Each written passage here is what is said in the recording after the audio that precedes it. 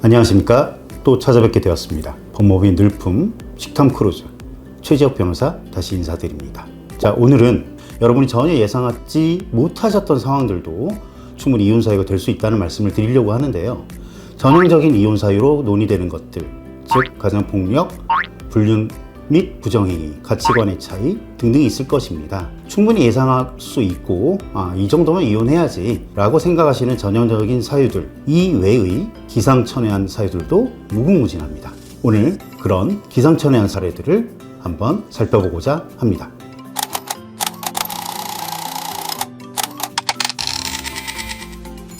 너무나도 말이 없는 과묵한 남편. 보통 연애 시절에는 과묵한 그 모습이 좋아서 결혼했다는 분들, 현실은 대화가 없어서 미칠 지경이라는 그런 사례를 제가 경험한 적이 있었습니다. 제 초년명 시절에는 남편이 너무 말이 없어서 소통이 전혀 안 되는 그것을 청구 원인으로 소송을 진행했었는데요. 그때는 이혼 청구가 기각됐었습니다.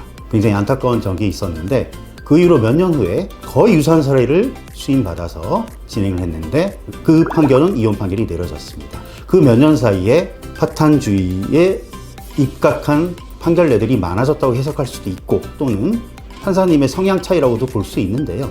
말이 없는 게 과묵한 게 이혼 사유다라는 것이 아니라 부부간의 소통의 부재 그리고 그 소통의 부재가 회복될 여지가 없다고 판단했을 때 이혼 판결이 내려진다는 말씀을 드리고자 합니다. 목소리가 너무 커서 의아하실 겁니다.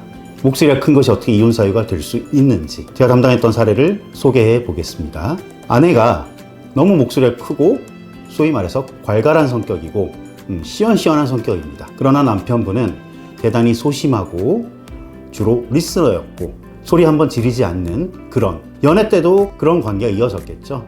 자, 그러나 결혼 생활을 하면서 그것을 여러 번 고치려고 했지만 결국 그 화법이나 이런 것들이 극복이 되지 않아서 이혼에까지 이른 좀 안타까운 사연이 있었습니다. 자, 물론 재판부에서는 두 분의 그런 차이점을 충분히 서로 조금씩만 개선하고 양보한다면 혼인관계 회복의 여지가 있다고 보아 자체적으로 법원에서 상담을 진행을 했습니다. 결국 아내분은 이혼을 원치 않았지만 상담 결과 보고서를 통해서 재판부는 두 부부 간의 소통의 문제가 심각하다는 취지로 이혼 판결을 내린 바 있습니다.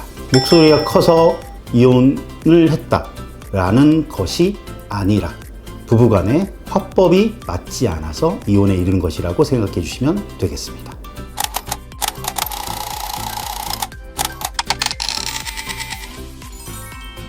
배경음악을 너무 좋아해서 집안에서 하루 종일 라디오를 틀어놓지 않고서는 집안에서 일상생활을 영위할 수 없을 정도로 라디오와 음악에 집착했던 어떤 남편분의 얘기입니다. 결국 아내분이 소송을 제기했는데요. 결국엔 어떻게 되었을까요? 재판부에서는 두 사람의 의견 차이, 취향 차이를 극복할 수 없으므로 혼인관계가 파탄되었으며 혼인관계 회복에 여지가 없다는 판결을 내리게 되었습니다. 대망의 1위입니다. 반려견, 반려묘. 딩크족이라고 하죠. 딩크족이라는 표현은 조금 표현이 세련되지 못하니까 딩크 부부라고 표현하겠습니다. 딩크 부부들은 두 부류로 나뉘더라고요. 아기보다는 반려견과 반려묘를 키우면서 평생 살아가자라는 딩크 부부가 있고요. 아기도 필요 없고 반려견, 반려묘도 필요 없다는 딩크 부부가 있습니다.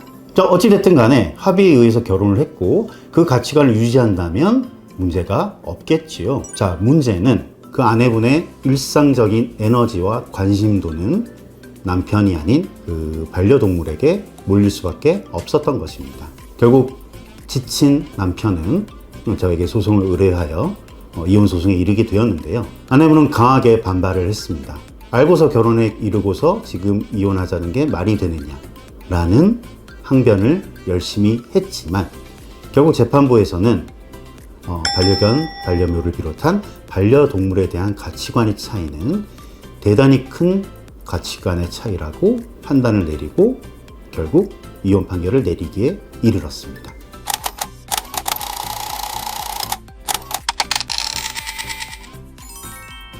제가 초반에 기상천외한 이혼 사유 탑 4라고 말씀드렸는데요.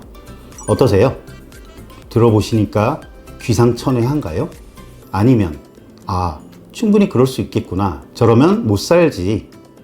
도저히 함께 살지 못하겠네. 라는 생각이 드시는지요? 법원까지 가기 이전에 가치관의 차이, 생활 스타일의 차이, 아까 말씀드렸죠? 화법, 이것은 비즈니스에서만 지켜야 될 것이 아니라 가장 가까운 부부간에서도 꼭 지켜야 될 원칙이라는 사실을 이번 컨텐츠를 준비하면서 저 또한 진지하게 새삼 또 느끼게 되었습니다. 오늘 좀 색다른 컨텐츠를 준비해 봤는데요. 혹시라도 궁금한 점이 있으시면 댓글 남겨주시면 성실하게 답변 드리도록 하겠습니다.